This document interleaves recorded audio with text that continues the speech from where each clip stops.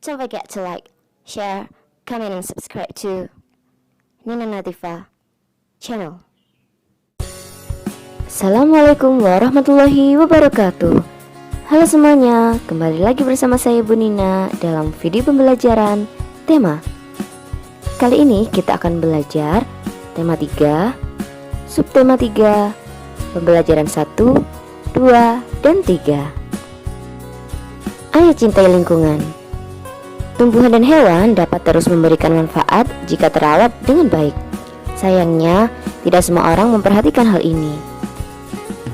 Nah, di sini ada beberapa gambar dan yang harus kalian kerjakan yaitu berilah tanda centang pada gambar yang menunjukkan tanaman dan hewan yang terawat.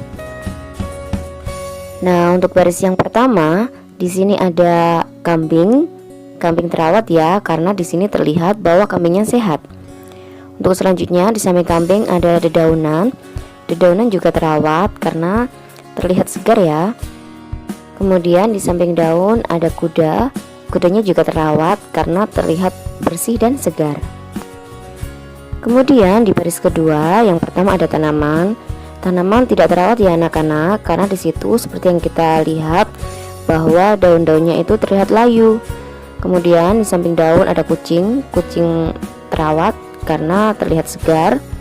Kemudian ada ayam juga terawat karena terlihat sangat bersih. Kemudian di sampingnya ada tanaman terawat ya anak-anak karena di situ terlihat sangat segar. Nah, ini adalah bagian yang selanjutnya, terdapat 8 gambar di sini. Kalian cari mana hewan atau tumbuhan yang terawat. Nah, untuk di baris pertama, untuk gambar yang pertama ada sapinya tidak terawat ya anak-anak karena seperti yang kita lihat di situ sapinya terlihat sangat kurus ya. Kemudian di samping sapi ada tanaman juga tidak terawat karena terlihat daunnya itu layu. Kemudian di sampingnya juga ada tanaman lagi yang juga tidak terawat karena seperti yang kita lihat di situ daun-daunannya tuh warnanya itu agak kekuning-kuningan ya anak-anak ya. Jadi itu tandanya tidak segar. Kemudian di sampingnya ada sawah. Nah, sawah ini terawat karena terlihat sangat segar dan berwarna hijau. Kemudian untuk di barisan kedua, untuk gambar yang pertama ada tanaman. Nah, di sini tanaman ini tidak terawat ya anak-anak karena ada sebagian dari daunannya yang sudah menguning, sudah kekuning-kuningan. Itu tandanya sudah tidak segar.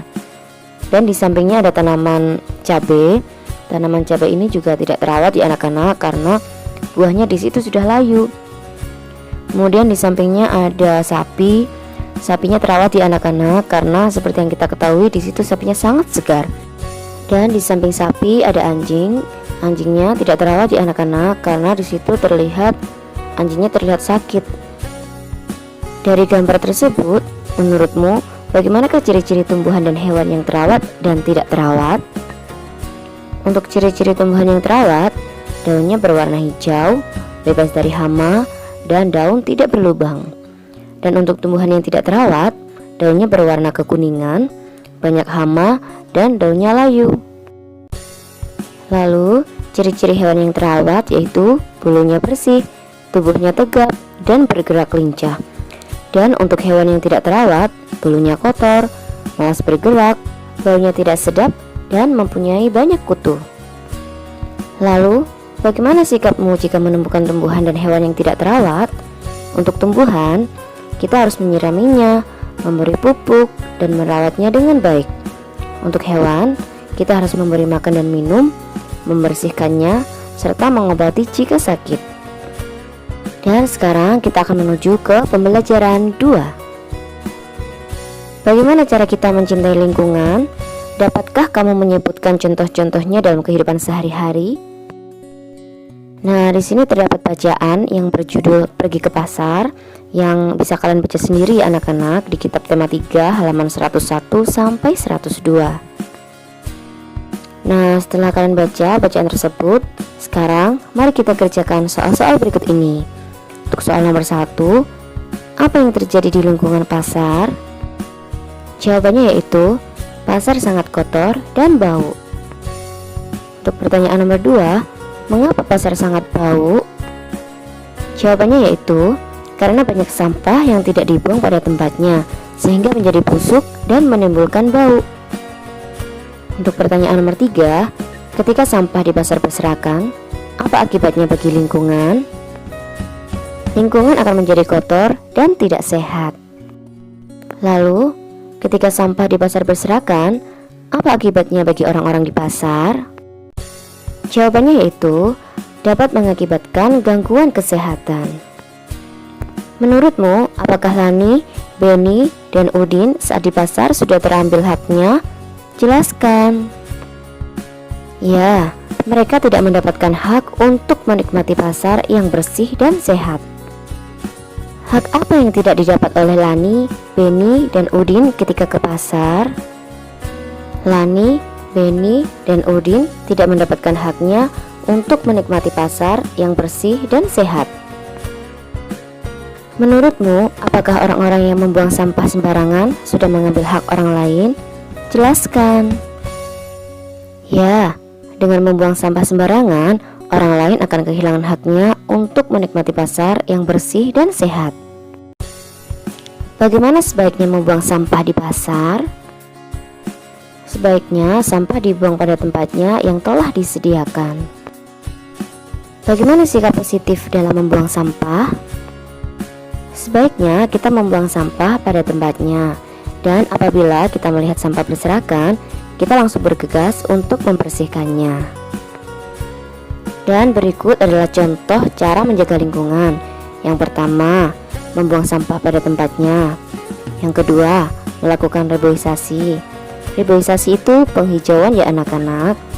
Untuk yang ketiga, membersihkan bak mandi, selokan, dan lingkungan sekitar. Yang keempat, mengurangi penggunaan kendaraan bermesin, karena jika terlalu banyak kendaraan bermesin maka akan menyebabkan polusi udara ya anak-anak. Kemudian yang kelima yaitu melakukan daur ulang. Nah, di sini ada montase ya anak-anak. Kalian bisa lihat di kitab tema 3 halaman 105. Bagaimana teknik membuat montase? Teknik membuat montase yaitu dengan menggabungkan beberapa gambar yang sudah jadi, lalu gambar-gambar tersebut dipadukan hingga menghasilkan satu gambar baru.